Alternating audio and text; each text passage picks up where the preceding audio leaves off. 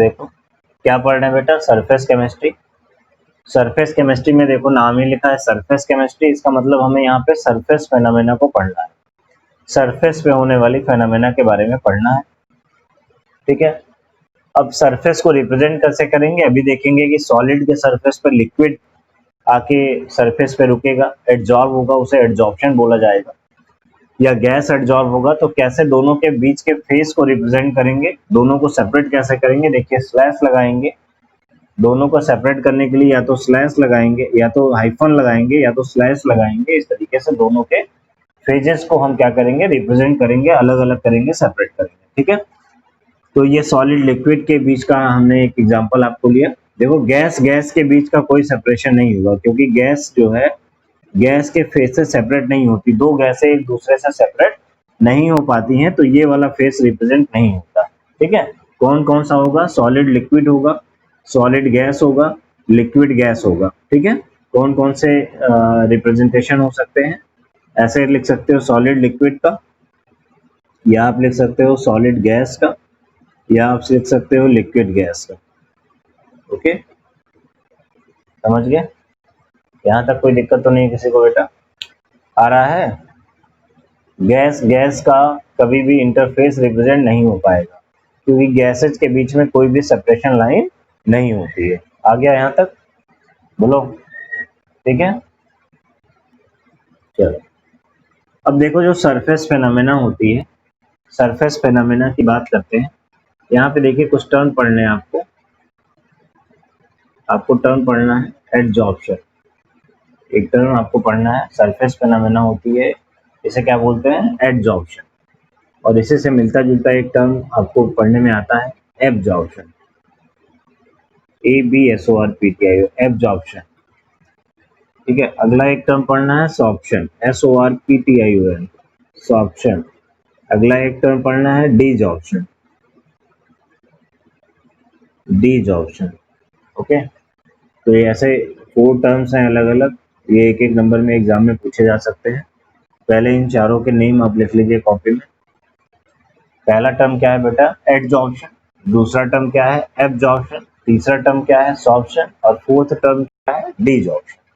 ठीक है, अब बात करते हैं हम लोग एडजॉर्प्शन की। एडजॉर्प्शन क्या होता है, देखो मान लो ये किसी सॉलिड का सरफेस है, ये किसी सॉलिड का सरफेस है, सॉलिड के सरफेस पे देखो ऐसे अगर लिक्विड का पार्टिकल आके इसके सरफेस पे ऐसे रुक गया, ऐसे रुक गया, तो इसे बोलते हैं एडजॉर्प्शन। सरफेस पे होने वाले फेनोमेना को एडजॉर्प्शन बोलते हैं, means accumulation of particles on a surface of a substance, accumulation of a particles on a surface of a on the surface of a substance is called adsorption।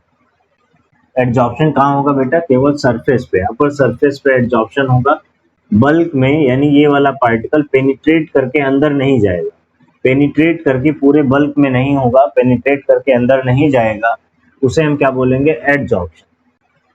अरे ये बात समझ में, ठीक है, जिस सरफेस पे, जिस सरफेस पे, बोलो इतना समझ में आ गया क्या?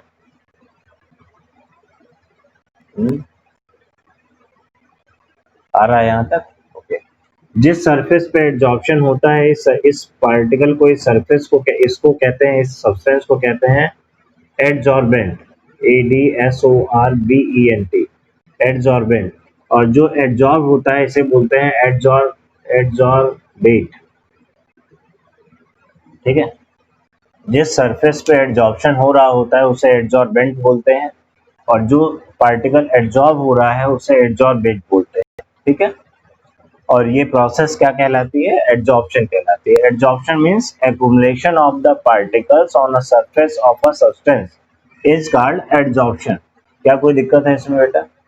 डेफिनेशन याद हो गया? द एक्युमुलेशन ऑफ, क्या हो रहा है, पार्टिकल कलेक्ट हो जा रहे हैं ना, इकट्ठे हो जा रहे हैं, तो कह रहे हैं the accumulation of the particles on a surface of the on the surface of any substance is called adsorption। Okay, बोलो ठीक है ना। अब बात करते हैं, कुछ एग्जाम्पल की। एडजॉर्प्शन के कुछ एग्जांपल के कुछ एप्लीकेशंस की बात करते हैं कि कहाँ पे एप्लीकेशन इसका क्या होता है, ये यूज क्या है इसका हमारी केमिस्ट्री में, क्यों ये पढ़ाया जा रहा है। तो इसके कई सारे ऐसे एग्जांपल आप जानते हो जो आपने कभी देखा होगा। आपने बेटा कोई शूज वगैरह खरीदा हो, कोई शूज खरीदा हो, या कभी आपने कोई बॉटल खरीदी हो, कभी कोई बॉटल पानी वगैरह की बॉटल खरीदी हो आपने, या कोई आपने शूज वगैरह खरीदा हो, तो उसमें एक छोटा सा एक पैकेट ऐसा रखा होता है, एक छोटी सी पैकेट ऐसे रखी होती है इस पे लिखा होता है सिलिका जेल। सिलिका जेल क्या देखा है कभी आपने, क्या कभी देखा है? एक छोटा सा पैकेट रखा होता है बेटा, एक छोटा सा पैकेट ऐसा रखा होता है, उसमें शूज वगैरह के पैकेट में रहता है, या पानी की बोतल वगैरह लेंगे तो उसके पैकेट में देखा है, क्या देखा है? सभी ने देखा है। अब इसका काम क्या होता है सिलिका जेल का? सिलिका जेल का काम क्या होता है?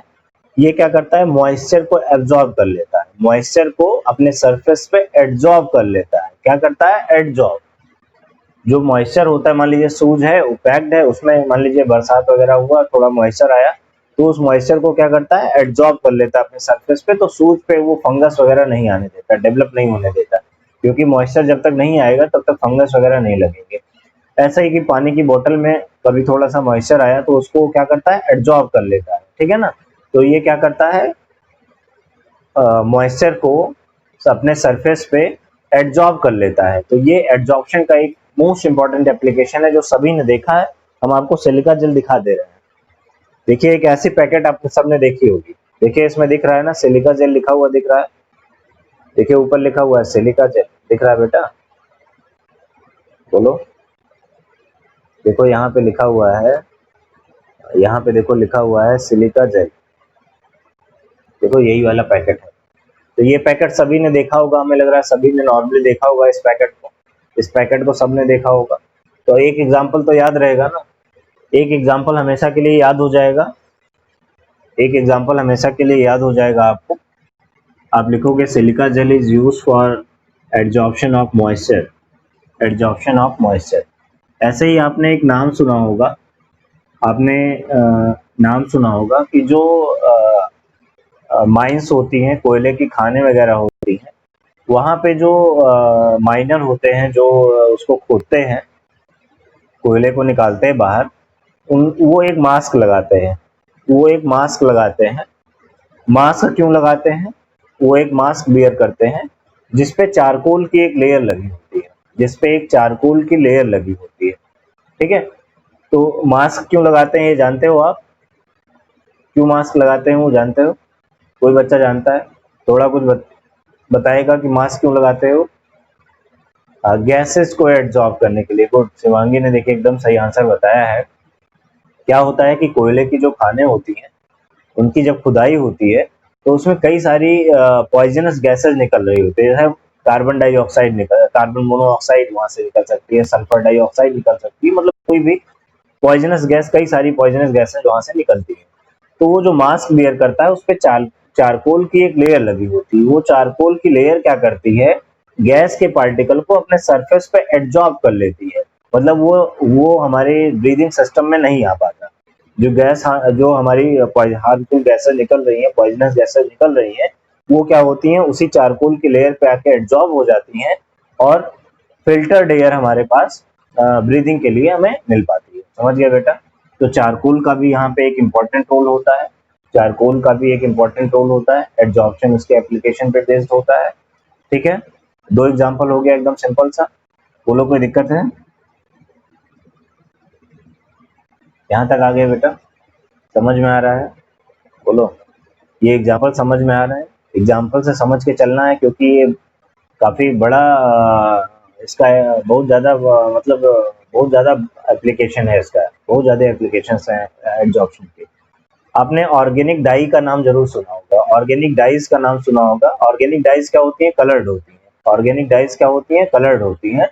जैसे आपने ऑर्गेनिक केमिस्ट्री में अभी शायद ना सुना हो, ऑर्गेनिक केमिस्ट्री में कई सारी ऑर्गेनिक डाइज आप पढ़ोगे, ठीक है ना। अभी ये जब पढ़ेंगे aldehyde ketone and carboxylic acid वाला चैप्टर, वहाँ पे ऑर्गेनिक डाइज के नेम पढ़ेंगे। तो ऑर्गेनिक डाइज क्या होती हैं? कलर होती हैं। डाई मीन्स होता है कलर ना, कहते हैं ना बार में डाई लगा ले, क्या लगाते हैं? डाई। डाई मतलब कलर्ड सब्सटेंस।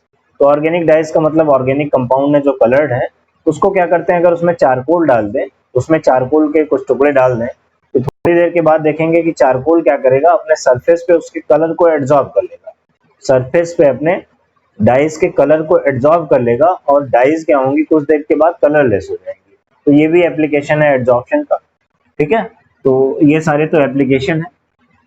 बात यहाँ पे ये है, अब दूसरी बात यहाँ पे हमें ये करनी है, ये समझ गए होंगे कि एब्जॉर्प्शन क्या होता है, एब्जॉर्प्शन का एप्लीकेशन क्या होता है। ठीक है, बात यहाँ पे ये करनी है कि एब्जॉर्प्शन होता कैसे है, क्यों होता है।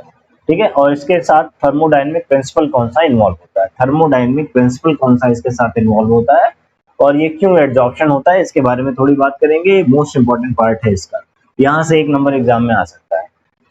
अब देखिए, मान लीजिए कोई ये सॉलिड है, ये कोई सॉलिड का सरफेस है, और सॉलिड का सरफेस अभी पूरा खाली है, पूरा सरफेस खाली है।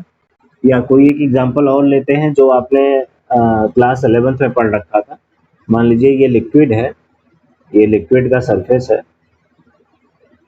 आप जानते हैं कि जो भी पार्टिकल्स यहाँ पे प्रेजेंट होंगे, जैसे मान लीजिए कोई पार्टिकल यहाँ पे सपोज कर रहे हैं, यहाँ पे कोई पार्टिकल है, तो ये पार्टिकल पे आप जानते हैं कि ऐसे ऊपर की तरफ फोर्स लगा होगा, ऐसे नीचे की तरफ इसको पार्टिकल अट्रैक्ट कर रहे होंगे, ऊपर की तरफ अट्रैक्ट कर रहे होंगे, इधर वाले पार्टिकल इधर अट्रैक्ट कर रहे होंगे, इधर वाले पार्टिकल इधर अट्रैक्ट कर रहे होंगे, और ऐसे जो है ये चारों तरफ से अट्रैक्ट होके टोटल जो इसके ऊपर फोर्स लगता है कितना हो जाता है? 0। और ये यहीं पे बैलेंस रहता है, पढ़ा है आपने। लेकिन सरफेस पे जो पार्टिकल होता है, सरफेस पे जो पार्टिकल होता है, इससे रिलेटेड बेटा एक टॉपिक आपको 11th क्लास में पढ़ाया था, सरफेस टेंशन का, सरफेस टेंशन का पढ़ा था ना, सरफेस टेंशन का। देखिए ये वाला पार्टिकल है, इसको ऐसे नीचे की तरफ पार्टिकल अट्रैक्ट कर रहे हैं, नीचे वाले पार्टिकल ऐसे नीचे खींच रहे हैं, इधर वाले पार्टिकल ऐसे इधर खींच रहे हैं। लेकिन देखिए ऊपर इसके कोई पार्टिकल प्रेजेंट नहीं है, तो देखिए इधर पे कोई फोर्स, ऊपर की तरफ कोई फोर्स नहीं लग रहा है। ठीक है ना, ये तो बैलेंस फोर्स है ना, देखो ये बैलेंस्ड फोर्स है ना, ये क्या है? बैलेंस्ड फोर्स है ना, बैलेंस्ड फोर्स है। और ये कैसा फोर्स है बेटा? इसके ऊपर जो लग रहा है ये कैसा है, बोलो? सरफेस के पार्टिकल पे जो लग रहा है वो कैसा फोर्स है, बोलो? सरफेस के पार्टिकल पे जो लग रहा है वो कैसा है? अनबैलेंस्ड फोर्स है। दिख ही रहा होगा, अनबैलेंस्ड है, अनबैलेंस्ड फोर्स है। इसी अनबैलेंस्ड फोर्स को बैलेंस करने के लिए ये पार्टिकल अपने सरफेस पे एड्जॉर्ब करता है, सरफेस पे किसी पार्टिकल को एड्जॉर्ब करना चाहता है, तो जैसे ही इसको गैस का पार्टिकल या कोई लिक्विड का पार्टिकल, गैस का पार्टिकल मिला, ये अपने सरफेस पे क्या करता है, ऐसे पार्टिकल को एड्जॉर्ब करने की टेंडेंसी रखता है, अपने अपने सरफेस पे पार्टिकल को लेना चाहता है, अपने सरफेस पे ऐसे पार्टिकल को लगाना चाहता है। क्यों लगाना चाहता है? क्योंकि ये सरफेस इसको ऊपर की तरफ ऐसे अट्रैक्ट करेंगे, और ये अनबैलेंस फोर्स क्या होगा? बैलेंस हो जाएगा। एक रीजन तो ये होता है एड्जॉर्प्शन होने का। इसको समझ पा रहे हैं बेटा सब लोग? इसको समझ रहे हैं कि जो सरफेस का पार्टिकल होता है उस पे एक अनबैलेंस फोर्स वर्क कर रहा होता है, वो अपने सरफेस पे जो अनबैलेंस फोर्स है उसको बैलेंस करने के लिए क्या करता है? अपने सरफेस पे पार्टिकल को एड्जॉर्ब करना चाहता है। तो जो भी गैस के, लिक्विड के जो भी पार्टिकल मिलेंगे उसको अपने सरफेस पे क्या करेगा? एड्जॉर्ब कर लेगा, और एड्जॉर्ब करके इस अनबैलेंस फोर्स को बैलेंस करना चाहता है। क्या ये बात समझ गए? बोलो, ये समझ में आ रहा है बेटा? ये बात समझ में आ गई? ठीक है, ये तो एकदम सिंपल बात थी, 11th क्लास में पढ़ा था। तो यहाँ से कुछ बातें आपको सरफेस टेंशन में जो पढ़ा था उसी की जैसी कुछ बातें, वहीं से कुछ बातें निकाल के आपको बताई हैं। दूसरी बात देखिए, दूसरा यहाँ पे देखिए, एक रीजन तो ये हो गया इसके होने का। और देखिए कि थर्मोडायनेमिक प्रिंसिपल कैसे इन्वॉल्व हो जाता है जब एब्जॉर्प्शन का प्रोसेस होता है, तो थर्मोडायनेमिक प्रिंसिपल कैसे इन्वॉल्व होता है।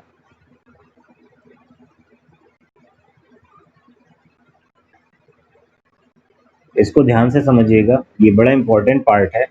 यहाँ से एग्जाम में जब क्वेश्चंस बनते हैं, 1-1 नंबर के 2 सवाल बना सकता है, 2 नंबर का 1 सवाल बना सकता है, बड़ा इंपॉर्टेंट हो जाता है। यहाँ पे आपको देख के पता होना चाहिए कि क्या हो रहा है। मान लीजिए ये कोई सॉलिड का सरफेस है, अब जैसे ही पूछेंगे तुरंत बताइएगा जो आपको आ रहा होगा।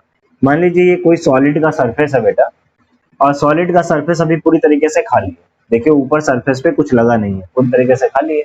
तो आप जानते हैं कि ये स्पेस जो है ये अवेलेबल स्पेस है, फ्री स्पेस है।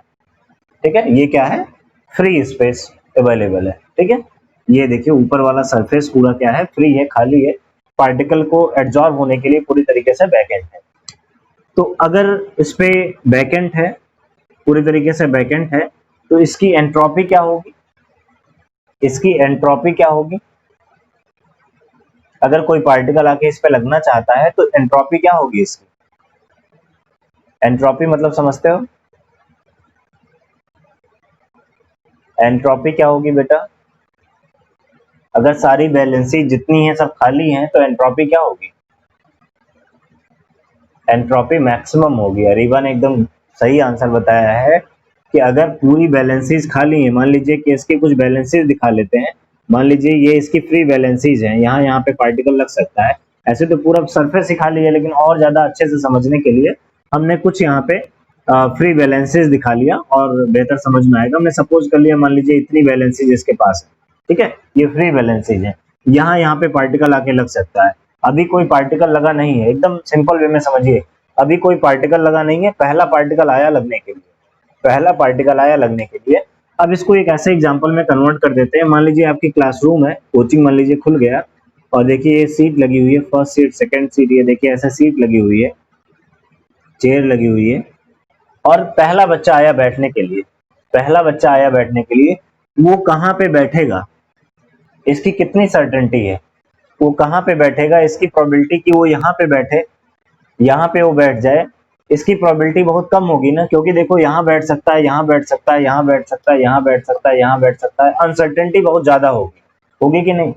अभी वो बच्चा कहाँ पे बैठेगा, इस बात की अनसर्टेनिटी मैक्सिमम होगी, क्योंकि सारी सीट वैकेंट है।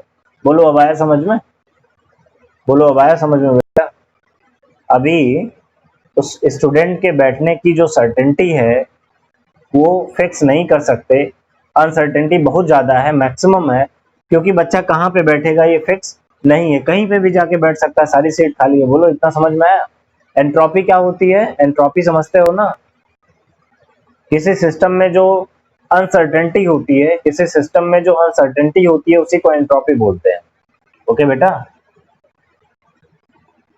बोलो आया यहाँ तक कि नहीं आया, आ गया, ठीक है। चलो मान लो अब एक एग्जांपल लेके चलते हैं, चलो और अच्छे से समझ लो। मान लो दिव्य मोहन आए, मान लो क्लासरूम में आए, कोचिंग खुल गया, दिव्य मोहन आए, और दिव्य मोहन कहाँ बैठना चाहते हैं, इसको हम कैलकुलेट करना चाहते हैं कि कितनी कितनी दिव्य मोहन को इस सीट पे बैठने की पॉसिबिलिटी क्या है, तो कहीं भी बैठ सकते हैं। अविनाश लिख रहा है सबसे पीछे बैठेंगे, इसमें तो आगे पीछे है नहीं, ठीक है। मान लो वो यहाँ बैठ गए, मान लो दिव्य मोहन यहाँ बैठ गए, अभी आपको एग्जांपल ले रहा हूँ, एकदम समझ में आ जाएगा, ठीक है। मान लो अविनाश आए, अविनाश पांडे आए, यहाँ बैठ गए, ठीक है, अरीबा आई यहाँ बैठ गई, ठीक है, और सलेहा आई यहाँ बैठ गई, ठीक है, और कौन आया, यश आए यहाँ बैठ गए, ठीक है। अब दो सीट खाली है, एक और बैठाते किसी को, निखत आई यहाँ बैठ गई, निखत आई यहाँ बैठ गई, ठीक है, तुम भी बैठेंगे। चलो निश्चय को, अब देखो मान लो निश्चय आते हैं, एक सीट खाली है, एक सीट खाली है, अब निश्चय के इस सीट पे बैठने की अनसर्टेनिटी कुछ होगी, अब कोई अनसर्टेनिटी होगी कि निश्चय किस सीट पे बैठेंगे, कोई अनसर्टेनिटी होगी। अगर यही एक सीट खाली है तो निश्चित है कि निश्चय यहीं बैठेंगे, बोलो निश्चय यहीं बैठेंगे ना, पक्का हो गया ना।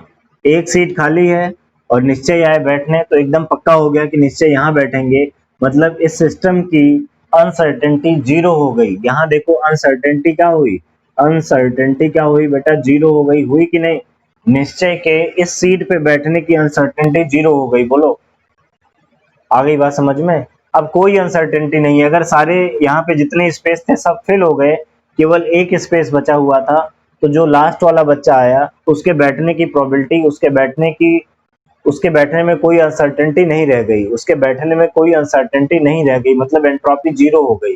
देखो एंट्रोपी कम होते होते क्या हो गई, यहाँ पे एंट्रोपी निकालना चाहो तो निश्चय के बैठने की जो एंट्रोपी थी वो जीरो हो गई। बोलो, सिस्टम की एंट्रोपी जीरो हो गई। क्या कोई दिक्कत है बेटा?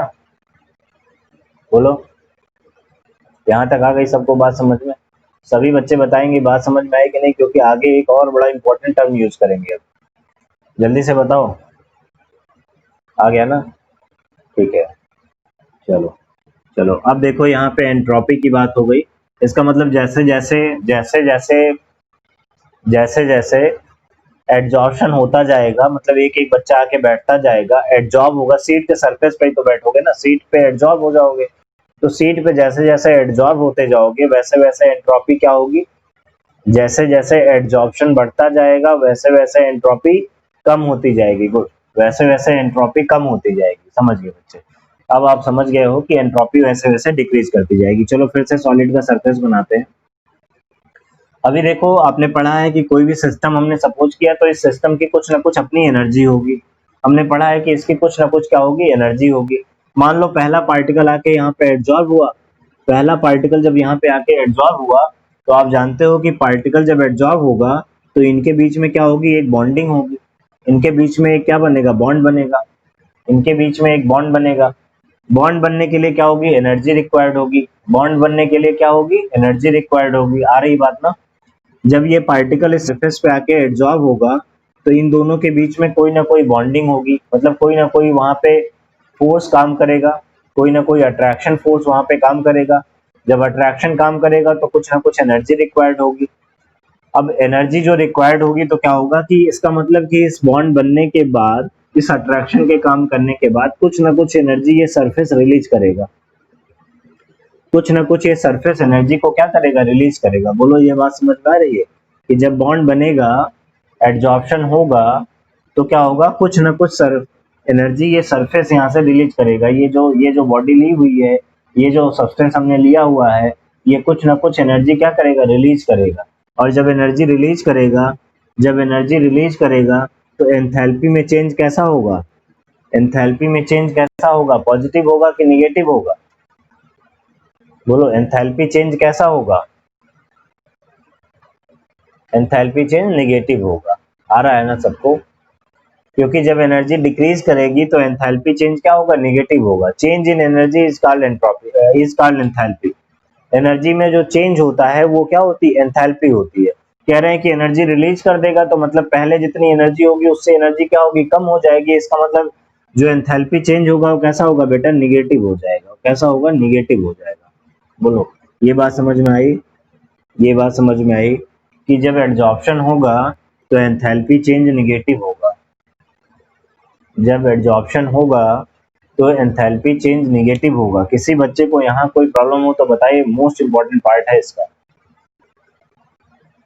बोलो, यहाँ किसी बच्चे को कोई दिक्कत है बेटा? आ गया है? ठीक है। जब एड्जॉर्प्शन होगा तो कुछ ना कुछ एनर्जी सरफेस से रिलीज होगी। सरफेस से एनर्जी रिलीज होने के बाद सिस्टम की एनर्जी डिक्रीज कर जाएगी। इसका मतलब कि जो एंथैल्पी चेंज होगा वो नेगेटिव होगा। अब हमने 11th में एक इक्वेशन पढ़ा था। हमने पढ़ा था वहां पे delta G is equal to delta H minus T delta S. ये पढ़ा था सभी बच्चे? ये पढ़े थे। Delta G is equal to thermodynamic वाले चैप्टर में, थर्मोडाइनमिक्स एक चैप्टर पढ़ा था, वहां पे पढ़ा था delta G is equal to delta H minus T delta S. Delta G क्या था? Change in Gibbs free energy. Change in Gibbs free energy.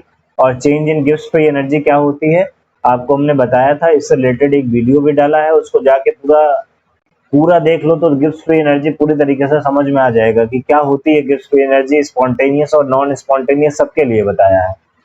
ठीक है, तो Gibbs free energy delta H क्या है बेटा? Change in enthalpy. टी क्या है? टेम्परेचर। और डेल्टा एस क्या है? Change in entropy. Change in entropy. Change in entropy. ठीक है। अच्छा, अभी हमने आपको बताया कि जब एड्जॉर्प्शन होगा, अब जल्दी जल्दी आंसर बताना। जब एड्जॉर्प्शन होगा तो चेंज इन एंट्रोपी कैसा होगा? पॉजिटिव होगा कि नेगेटिव होगा? एंट्रोपी चेंज कैसा होगा? एंट्रोपी बढ़ेगी कि कम होगी? जैसे जैसे एड्जॉर्प्शन होता जाएगा एंट्रोपी चेंज कैसा होगा? कम होती जाएगी। गुड। एंट्रोपी चेंज कैसा होगा? निगेटिव होगा, डिक्रीज कर जाएगी। गुड बेटा। एंट्रोपी में चेंज क्या होगा, एंट्रोपी चेंज निगेटिव हो जाएगा। सभी बच्चे को हमें लग रहा है एकदम अच्छे से आ गया, बच्चे बता रहे हैं। भैया किसी को कोई कंफ्यूजन होगा तुरंत पूछ लेगा, ठीक है। इसमें इसमें बिल्कुल भी नहीं ये करेंगे कि हम नहीं पूछें, क्योंकि ये बड़ा इंपॉर्टेंट क्वेश्चन पढ़ा रहे हैं बेटा, ये बहुत इंपॉर्टेंट क्वेश्चन पढ़ा रहे हैं। तो डेल्टा एस कैसा होगा बेटा, निगेटिव होगा। डेल्टा एस कैसा होगा, निगेटिव होगा। फिर दूसरा आंसर बताओ कि जब एड्जॉर्प्शन होगा, जैसे जैसे एड्जॉर्प्शन बढ़ेगा, डेल्टा एच क्या होगा, डेल्टा एच क्या होगा, डेल्टा एच क्या होगा, डेल्टा एच क्या होगा बेटा, जल्दी बोलो, डेल्टा एच क्या होगा, डेल्टा एच, डेल्टा एच। एक बच्चे ने सही, शिवांगी ने अभी तक सही बताया है, बाकी बच्चे नहीं बता पाए। और बच्चे बताएं, निगेटिव होगा। अभी देखो लिखा है बेटा ना, डेल्टा एच क्या होगा, निगेटिव होगा ना, देखो यहाँ लिखा है अभी यार। कहा कि एकदम सिंपली समझो, कहा कि इस सरफेस के, मान लीजिए ये हमारा कोई सॉलिड का सरफेस है, और इस सरफेस के पास कुछ ना कुछ, इस बॉडी के पास, इस सॉलिड के पास कुछ ना कुछ एनर्जी होगी। यहाँ से कोई पार्टिकल आके एड्जॉर्ब हुआ, तो जब सरफेस पे एड्जॉर्ब होगा तो यहाँ पे क्या होगा, दोनों के बीच में अट्रैक्शन काम करेगा। जब अट्रैक्शन काम करेगा तो कुछ ना कुछ एनर्जी क्या होगा, इस बॉडी से, इस सरफेस से रिलीज होगा, इस सब्सटेंस से रिलीज होगा। जब एनर्जी रिलीज होगा तो क्या होगा, पहले की जो एनर्जी होगी उसमें से थोड़ा सा रिलीज हो गई, तो रिलीज हो गई तो क्या होगी, एनर्जी कम हो जाएगी। एनर्जी कम हुई, इसका मतलब कैसा हुआ, एंथैल्पी चेंज कैसा हुआ, निगेटिव हुआ। अभी तो सही आंसर बता रहे थे यार सब लोग, एंथैल्पी चेंज कैसा हुआ, निगेटिव हुआ। बोलो, हिबा आ गया बेटा, एंथैल्पी चेंज कैसा होगा, निगेटिव होगा। आ रहा है, बोलो। जब एड्जॉर्प्शन होगा तो एंथैल्पी चेंज कैसा होगा, एंथैल्पी चेंज कैसा होगा, जल्दी से बताओ। जो लोग नहीं बोले थे वो बताएं, एंथैल्पी चेंज कैसा होगा, निगेटिव होगा कि नहीं, पक्का कर लो एकदम, निगेटिव होगा ना। कहीं कोई कंफ्यूजन हो तो फिर से बताओ, कंफ्यूजन है कोई, कोई कंफ्यूजन हो तो फिर से बताएं, है कोई कंफ्यूजन, बोलो। नहीं, आ गया, आ गया। तो एंथैल्पी चेंज कैसा होगा बेटा, निगेटिव होगा। एंथैल्पी चेंज निगेटिव होगा, समझ गए बच्चे। तो ये वैल्यू भी कैसी होगी, निगेटिव होगी, ठीक है, ये वैल्यू भी कैसी होगी, निगेटिव होगी। अब देखो ध्यान से एक बात, अब देखो डेल्टा ऐसा, अब देखो यहाँ पे बड़ी इंपॉर्टेंट बात करने जा रहे हैं, अगली लाइन मोस्ट इंपॉर्टेंट लाइन है अगली। कह रहे हैं कि अगर डेल्टा एस निगेटिव हो गया, तो देखो ये निगेटिव और ये टी यहाँ पे है और माइनस लगा हुआ है, तो minus T into minus S, देखो minus T into minus S हो जाएगा ना, माइनस डेल्टा एस। तो माइनस माइनस मल्टीप्लाई होके कैसा हो जाएगा, माइनस माइनस मल्टीप्लाई होके क्या हो जाएगा, बताओ। फार्मूला चेंज होने जा रहा है, पॉजिटिव हो जाएगा। तो क्या आ जाएगा formula, delta H plus T delta S, ठीक है। ये कब होगा, ऑन कंटिन्यू एड्जॉर्प्शन, एड्जॉर्प्शन चलता जाएगा तो ये वैल्यू धीरे धीरे करके पॉजिटिव होती जाएगी, वैल्यू पॉजिटिव होती चली जाएगी। अब देखो, अब देखो, अब अगली लाइन हमें बताना, हमने आपको बताया था कि स्पॉन्टेनियस रिएक्शन के लिए डेल्टा जी, स्पॉन्टेनियस रिएक्शन के लिए डेल्टा जी कैसा होना चाहिए, डेल्टा जी कैसा होना चाहिए, स्पॉन्टेनियस रिएक्शंस के लिए डेल्टा जी कैसा होना चाहिए बेटा, डेल्टा जी निगेटिव होना चाहिए। हमने पढ़ा था, इसके पहले का वीडियो आप देखोगे तो उसमें बताया है कि delta G is equal to minus maximum work done, और you can say delta G is equal to minus n F into E naught cell, पढ़ा है ना, minus n F into E naught cell. Spontaneous reaction तभी हो सकता है जब delta G की वैल्यू निगेटिव हो, यानी हमें ये वाली वैल्यू निगेटिव चाहिए, हमें ये वैल्यू निगेटिव चाहिए, तभी हमारा एड्जॉर्प्शन सरफेस पे हो पाएगा, तभी एड्जॉर्प्शन सरफेस पे होगा जब इसकी वैल्यू निगेटिव होगी। अब वैल्यू निगेटिव कब आएगी, हमने कहा कि डेल्टा एच निगेटिव हो जा रहा है, डेल्टा एच कैसा जा रहा है, निगेटिव। तो देखो ये वैल्यू तो निगेटिव हो रही है और ये वैल्यू पॉजिटिव हो रही है, तो डेल्टा जी की वैल्यू निगेटिव कब आएगी, डेल्टा जी की वैल्यू निगेटिव कब आएगी, बोलो बेटा जल्दी से बताओ, डेल्टा जी निगेटिव कब आएगा, जल्दी से बताओ, इसको देख के यहीं पे आंसर है, डेल्टा जी निगेटिव कब आएगा, जब डेल्टा एच जो है ये सफिशिएंटली मोर नेगेटिव हो जाए as compare to the positive value of T delta S, है कि नहीं। कह रहे हैं कि when the value of delta H, when the value of delta H becomes more negative, becomes more negative, becomes sufficiently more negative as compared to the positive value of t delta s, then the value of delta g will be negative and the spontaneous reaction takes place। बोलो बेटा, आ रहा है। अगर delta H की value ज्यादा negative हो जाए, is sufficiently more negative ज्यादा निगेटिव हो जाए, किससे ज्यादा निगेटिव हो जाए, टी डेल्टा एस की पॉजिटिव वैल्यू से, from T delta S value, ठीक है, from positive T delta S value. भाई मान लो इसकी वैल्यू +10 है, तो ये -11 हो जाए, डेल्टा एच जो है -11 हो जाए, तो -11 और +10 करोगे तो -1 आ जाएगा, आएगा ना। तो डेल्टा एच की वैल्यू, डेल्टा जी की वैल्यू जब निगेटिव होगी तभी स्पॉन्टेनियस रिएक्शन होगा, तभी एडजॉर्प्शन होगा, ठीक है। तो एडजॉर्प्शन होता रहे, एडजॉर्प्शन सरफेस पे हो, उसके लिए जरूरी क्या है कि डेल्टा एच निगेटिव हो जाए, सफिशिएंटली हाई निगेटिव हो जाए, as from the value of positive value of T delta S. क्या इतनी बात समझ में आ गई सबको? बोलो, क्या इतनी बात समझ में आ गई बेटा? जल्दी से बताओ, इतनी बात आई समझ में? नहीं आई? आ गई? सब लोग बताओ, सब लोग बताओ। ये मोस्ट इंपॉर्टेंट बात है, कि मोस्ट इंपॉर्टेंट पार्ट है इसका, ये बहुत ज़्यादा इंपॉर्टेंट पार्ट है। हमें लग रहा है कि हमने बहुत ज़्यादा समझाने की कोशिश की है आप लोगों को, हमें लग रहा है आ गया होगा। सभी बच्चे बताओ, आ गया? आ रहा है ना? आ रहा है। आपसे अगर एग्जाम में पूछे कि एडजॉर्प्शन होने के लिए थर्मोडायनेमिक कंडीशन में एंथैल्पी चेंज कैसा होगा, तो बोलेंगे एंथैल्पी की वैल्यू नेगेटिव होनी चाहिए, एंथैल्पी की वैल्यू नेगेटिव होनी चाहिए, डेल्टा एच नेगेटिव होना चाहिए। पूछेगा डेल्टा एस कैसा जाएगा, तो डेल्टा एस भी कैसा होगा, नेगेटिव हो जाएगा, ठीक है। अब यहीं पे सवाल बनाया कि टी डेल्टा एस पॉजिटिव हो गया, तो उसके लिए क्या होना चाहिए, delta H sufficiently more negative होना चाहिए as compare to the value of positive value of T delta S. Okay बेटा, उस कंडीशन में डेल्टा जी निगेटिव होगा, उस कंडीशन में डेल्टा जी निगेटिव होगा और एडजॉर्प्शन हो जाएगा। समझ गए?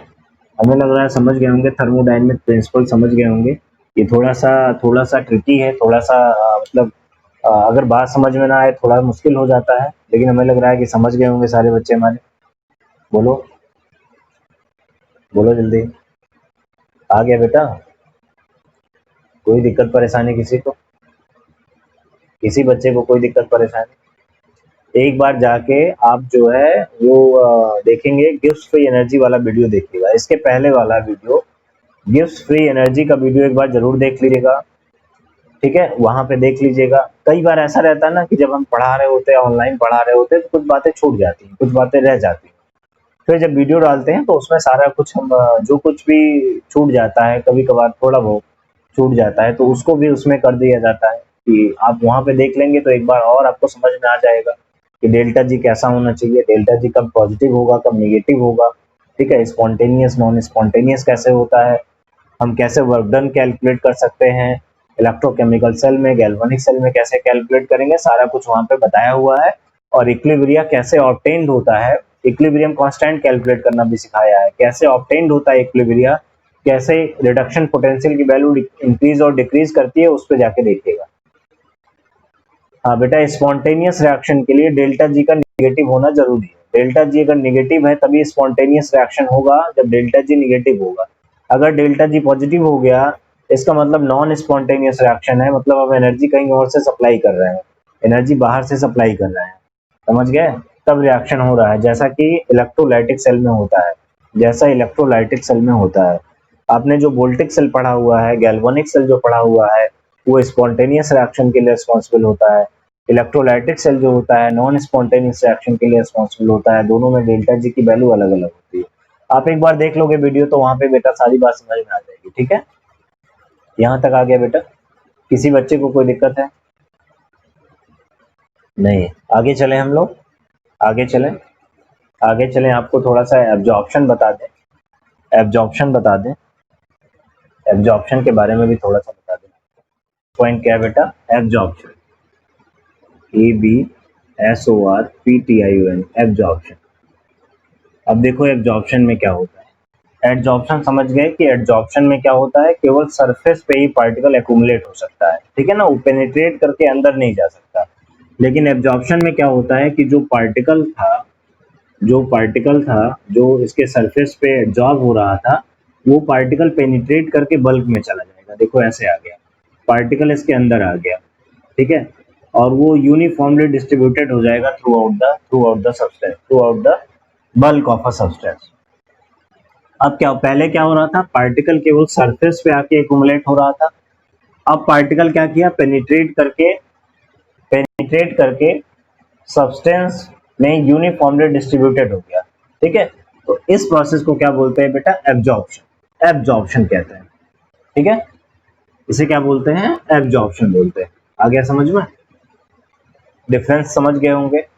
एब्जॉर्प्शन क्या होता था कि पार्टिकल केवल सरफेस पे आके एक्युमुलेट होता था। एब्जॉर्प्शन में क्या हुआ, पार्टिकल पेनिट्रेट होके थ्रू आउट द सब्सटेंस वो यूनिफॉर्मली डिस्ट्रीब्यूटेड हो गया। यूनिफॉर्मली डिस्ट्रीब्यूटेड हो गया, इसे क्या बोलते हैं बेटा, एब्जॉर्प्शन। पूरे बल्क में आ गया। बोलो, आगे बात समझ में आ रहा है? ठीक है, आ गया ना, ये तो एकदम सिंपल है। बताओ भाई, तुम लोग एकदम चुप हो जाते हो कभी कभी, है ना। एब्जॉर्प्शन एकदम सिंपल है, आ रहा होगा समझ में। एक एग्जांपल लेते हैं और समझ जाओ। एक एग्जांपल लेते हैं, बोलते रहोगे तो अच्छे अच्छे एग्जांपल बताएंगे, नहीं तो ऐसे एग्जांपल बताएंगे। ये देखो, ये एक अपने स्कूल में अपने चौक देखा होगा। स्कूल में चौक देखा होगा, व्हाइट कलर का चौक होता है ना, जो चौक की स्टिक होती है, व्हाइट कलर का आपने देखा होगा। व्हाइट कलर का देखा होगा, जिससे पहले लिखा जाता था। तो ये व्हाइट कलर का एक चौक है। इसको आप इसको आप इंक में डिप कर दो। ये मान लो एक ब्लैक कलर की इंक है, ब्लैक इंक है, या रेड इंक ले लें, ब्लू इंक ले लें, कोई भी इंक ले लें। इस ब्लू इंक में डिप कर देंगे। क्या किया, इस चौक को लाके इस वाली इंक में डिप कर दिया। ठीक है, इंक में डिप कर दिया। जब आप इंक में डिप करोगे तो जो चौक यहाँ पे निकलेगी, जो चौक यहाँ पे निकल के आएगी बाहर, बाहर जो चौक निकल के आएगी, उसका कलर कैसा दिखाई देगा, कैसी दिखेगी चौक, कैसी दिखेगी, ब्लैक हो जाएगी। चौक का जो सरफेस होगा वो क्या होगा, चौक का जो सरफेस होगा वो क्या होगा, ब्लैक हो जाएगा। चौक ऐसे दिखेगी। अब यहाँ तो उसका सरफेस भी ब्लैक है, हम व्हाइट चौक तो यहाँ नहीं दिखा पा रहे हैं, लेकिन इसका सरफेस क्या होगा, जिस तरीके से हमने दिखाया है, ये सरफेस क्या होगा, ऐसे इंक जो है आके यहाँ पे इंक एड्जॉर्ब कर जाएगी, एड्जॉर्ब कर जाएगी। इंक क्या होगी, एड्जॉर्ब कर जाएगी, एड्जॉर्प्शन हो जाएगा इंक का। बोलो, इंक क्या करेगी, ब्लैक इंक उसके सरफेस पे आके क्या की, एड्जॉर्ब कर गई, और इसका जो वाटरी पार्ट था, इस इंक में जो वाटरी पार्ट था, वो वाटरी पार्ट इसके अंदर चला जाएगा। ऐसे ये वाटरी पार्ट इसके अंदर चला जाएगा। ये ये क्या है, watery part of ink. Ink का जो वाटरी पार्ट होगा वो चौक के अंदर चला जाएगा। वो उसका क्या हुआ, इस वाटरी पार्ट का क्या हुआ बेटा, इसका क्या हुआ, एब्जॉर्प्शन। इसका क्या हुआ, एब्जॉर्प्शन। और इंक का क्या हुआ, एडजॉर्प्शन। बोलो, इंक का क्या हुआ, इंक का क्या हुआ, चौक के सरफेस पे क्या हुआ, एडजॉर्प्शन। इसके वाटरी पार्ट का क्या हुआ, एब्जॉर्प्शन। क्या ये बात समझ रहे हो? बोलो, क्या ये बात समझ रहे हो? आ रहा है ना, ठीक है, चलिए। हाँ, अब देखो क्या होगा, अब देखो क्या हुआ, यानी इस चौक में दो प्रोसेस हो रही है साइमल्टेनियसली, दो प्रोसेस हो रही है। एक तो एड्जॉर्प्शन हो रहा है, एड्जॉर्प्शन किसका हो रहा है, इंक का, और एक एब्जॉर्प्शन हो रहा है किसका, वाटर का। एब्जॉर्प्शन हो रहा है किसका, वाटर का, एडजॉर्प्शन हो रहा है किसका, इंक का, इंक का। अच्छा, ये बात कैसे पता चलेगी कि इंक केवल सरफेस पे है? इसके लिए क्या कर सकते हैं, आप सरफेस से इंक को किसी ऐसे, देखो ऐसे करके उसको रिमूव कर दो, स्क्रैच कर दो ऐसे थोड़ा थोड़ा, ऊपर से अपर सरफेस से ब्लेड वगैरह लेके ऐसे स्क्रैच कर दो। तो जब अपर सरफेस को रिमूव कर दोगे तो ये ब्लैक कलर जो होगा रिमूव हो जाएगा, और कलर फिर हमें इंक का जो कलर होगा फिर व्हाइट दिखेगा। इसको क्या करो, इससे डिप करने के बाद निकालो बाहर, और थोड़ी देर इसको सूख जाने दो, जब ड्राई हो जाए उसके बाद अपर सरफेस को स्क्रैच करके निकाल दो। तो ब्लैक कलर जो होगा, इंक जो सरफेस पे एड्जॉर्ब थी निकल जाएगी, और उसका उसका जो इनर पार्ट होगा पूरा व्हाइट दिखाई देगा, ये वाला। आपको समझ गए बात, यानी इंक केवल सरफेस पे ही एड्जॉर्ब हुई थी, नहीं तो चौक को आप कहीं से भी स्क्रैच करते हो उसको, वो पूरी ब्लैक हो जाती है अगर उसका इंक का एब्जॉर्प्शन हुआ होता तो। बोलो समझ रहे हो? अगर इंक एब्जॉर्ब हुई होती, मतलब बल्क में चली गई होती, उसके अंदर चली गई होती पेनिट्रेट करके इंक, तो पूरा चौक चौक जो है ब्लैक दिखाई देता स्क्रैच करने के बाद भी। लेकिन चौक अंदर व्हाइट है, इसका मतलब इंक का क्या हुआ? इंक का क्या हुआ? एडजॉर्प्शन। और वाटर का क्या हुआ? एब्जॉर्प्शन। बोलो आ रही बात समझ में? यहाँ तक समझ गए बेटा? और जब दोनों प्रोसेस साथ में होती हैं, एब्जॉर्प्शन और एडजॉर्प्शन जब साइमल्टेनियसली होने लगती हैं, तो इसी प्रोसेस को एक नाम देते हैं, इसको बोलते हैं सॉर्प्शन। SORPTION। क्या बोलते हैं बेटा? सॉर्प्शन। इसी को क्या बोलते हैं? सॉर्प्शन। SORPTION, sorption. आ गया ना समझ में? When adsorption and absorption takes place simultaneously, then it is called sorption. When absorption and adsorption takes place simultaneously, then it is called sorption. आ रहा होगा सभी बच्चों को? When adsorption and absorption takes place simultaneously, then it is called बेटा sorption. SORPTION, sorption. कोई दिक्कत है बेटा? आगे बात समझ में? बोलो कोई दिक्कत है? आ रहा है यहाँ तक? आ गया सबको? ठीक है। और अभी हम कह रहे थे कि चौक के अपर सरफेस को ऐसे स्क्रैच करके आप उसके उसके सरफेस पे जो एडजॉर्ब पार्टिकल हैं, जो इंक के एडजॉर्ब पार्टिकल हैं, एडी एडजॉर्ब पार्टिकल हैं, उसको आप ऐसे करके रिमूव कर सकते हो, स्क्रैच करके रिमूव कर सकते हो।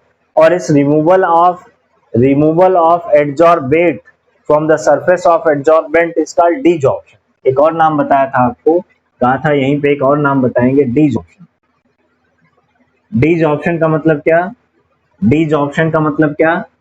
सरफेस पे जो पार्टिकल एडजॉर्ब हुए थे, मतलब पार्टिकल ऐसे एडजॉर्ब हुआ था सरफेस पे, ऐसे जैसे कह रहे थे कि चौक के सरफेस पे इंक एडजॉर्ब हुई थी, इसको स्क्रैच करके निकाल दो और फिर सरफेस ऐसे खाली हो जाए, पार्टिकल बाहर निकल जाए, जो सरफेस पे एडजॉर्ब है उनको हमने बाहर कर दिया, तो इसी प्रोसेस को क्या बोलते हैं बेटा? डीजॉर्प्शन। ठीक है। रिमूवल ऑफ इन पार्टिकल्स को क्या बोलते हैं? Adsorbate. The removal of adsorbate from the surface of adsorbent इसे क्या बोलते हैं? adsorbent. The removal of adsorbate from the surface of adsorbent is known as desorption. बोलो, is known as desorption. सही है? बोलो बेटा, सही है? यही फिगर उतार लेना, आपको हमेशा के लिए याद हो जाएगा। इसी को क्या बोलते हैं? desorption. कोई दिक्कत तो नहीं बेटा? आ रहा है समझ में? 4 डिफरेंट आपको हमने टर्म बताए, एडजॉर्प्शन, सॉर्प्शन, डीजॉर्प्शन। बोलो ये आ गया? ये तो सिंपल है ना, एकदम सिंपल है, आ रहा होगा। ठीक है। देखो क्या बोला, सरफेस पे पार्टिकल का आके ऐसे कलेक्ट हो जाना, एक्यूमुलेट हो जाना, ऐसे, इसको क्या बोलते हैं बेटा? इसको क्या बोलते हैं? बोलो जल्दी जल्दी, प्रोसेस का नाम बताओ, इसको क्या बोलते हैं? नाम बोलो जल्दी से। Adsorption, good, adsorption. एडजॉर्प्शन। हम दूसरा फिगर बना रहे हैं, आप नाम बोलते चलेंगे। इसको क्या बोलते हैं? इसको क्या बोलते हैं? सेकंड फिगर को क्या बोलेंगे? सेकंड फिगर में कौन सा प्रोसेस हो रहा है? Absorption, good, absorption. एब्जॉर्प्शन हो रहा है। ठीक है। थर्ड फिगर में बताएंगे आप कौन सा प्रोसेस हो रहा है।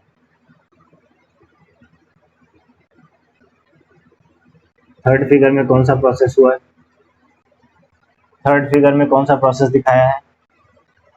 Sorption, good, sorption. समझ तो गए हो तुम लोग? सॉर्प्शन क्या दिखाया है? सॉर्प्शन। ठीक है। आ गया आपको, एडजॉर्प्शन हो गया, एब्जॉर्प्शन हो गया, सॉर्प्शन हो गया, डीजॉर्प्शन हो गया। चारों प्रोसेस एक एक फिगर बना दोगे तो सारा प्रोसेस खत्म हो जाएगा, आपको याद करने की जरूरत ही नहीं पड़ेगी। चारों प्रोसेस का नाम हो गया, चारों प्रोसेस समझ गए सारे बच्चे? आ गया ना बेटा? एकदम सिंपल है, एकदम सिंपल है, कोई दिक्कत नहीं होगी समझने में। ये चैप्टर बेहद आसान है, आपको थर्मोडायनेमिक प्रिंसिपल भी समझ में आ गया, आपको सारी प्रोसेस भी समझ में आ गई। ठीक है। अब हम लोग आगे बात करेंगे कि एडजॉर्प्शन जो होता है ये कितने टाइप का हो सकता है और दोनों में क्या डिफरेंस होता है, इसके बारे में बात करेंगे कल। यहाँ तक आ गया होगा सभी बच्चों को? ठीक है।